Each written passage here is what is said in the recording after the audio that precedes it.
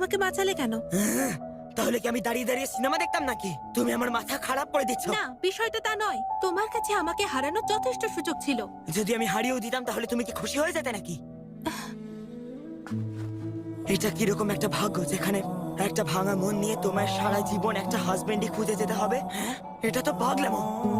দেখো শিজুকা, এটা সত্যি যে বিয়ে টিয়ের ব্যাপারে আমার অতটাও জ্ঞান নেই, কিন্তু এইটুকু জানি যে লোকে বিয়ে তাকেই করে যাকে সে ভালোবাসে, এমন কাউকে যার সঙ্গে সে সারা জীবন কাটাতে পারে।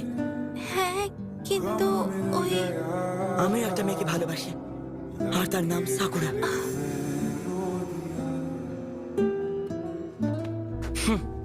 সত্যি কথা বলতে তুমি কিন্তু এটাকে ওয়ান সাইডেড লাভ বলতে পারো। সাকুরা আবার অন্য আরেকটা ছেলেকে ভালোবাসে, তার নাম হচ্ছে সাসকে। সাকুরা অনেক চেষ্টা করে যাতে ও সাসকের চোখে পড়ে, সাসকেকে ইমপ্রেস করতে পারে।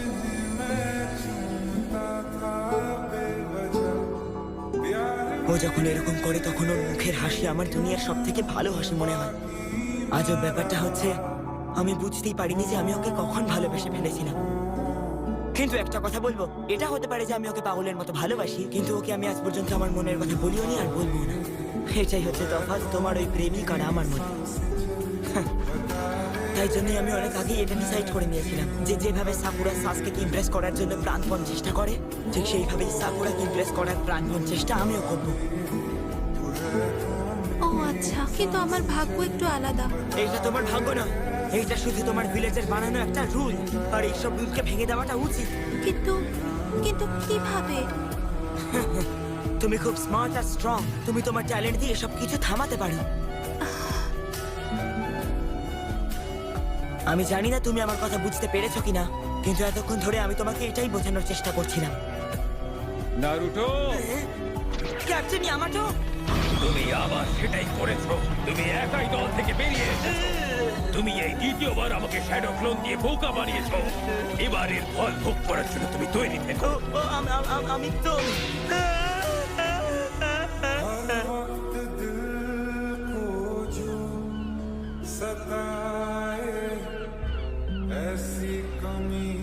আমরা কিন্তু এক্ষুনি বেরিয়ে যাব। হ্যাঁ, আমি এক্ষুনি আসছি। তুমি নিজের খেয়াল রেখো কিন্তু। যখন তোমার মিশন শেষ হবে, যখন তুমি বাড়ি ফিরে যাবে, তখন কি তুমি ওকে বলবে যে তুমি ওকে পছন্দ করো?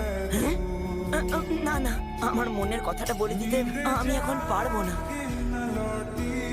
কিন্তু আমি এইটুকু বলতে পারি যে আমি ওর খেয়াল সবসময় রাখবো। আর সেটা করলে তোমার ভালো লাগবে?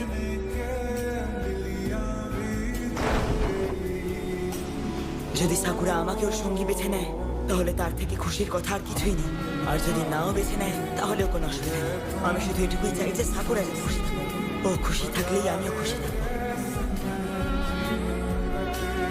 ও খুশি থাকলেই আমিও খুশি থাকবো।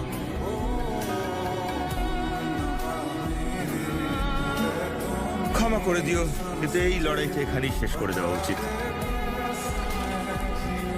কারণ আসলে কি জানো তো, আমি আমার এই কোমল হৃদয়টা আগেই কাউকে দিয়ে ফেলেছি। হ্যাঁ, হতে পারে যে ওটা আমার পক্ষ থেকে ওয়ান সাইডেড লাভ। কি ওয়ান সাইডেড লাভ? তাও আবার তোমার পক্ষ থেকে? একের পর এক সেই সব মানুষদেরও হারিয়েছে যাদেরও ভালোবাসতো, আর তাই ও চায় না যে ও আর কোনো আঘাত পাক, তাই আর এইসবের মধ্যেও জড়াতে চায় না।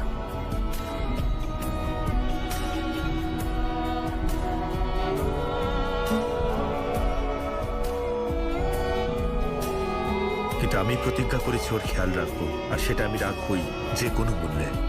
এটা করে তোমার কোনো লাভ হবে না তা সত্ত্বেও?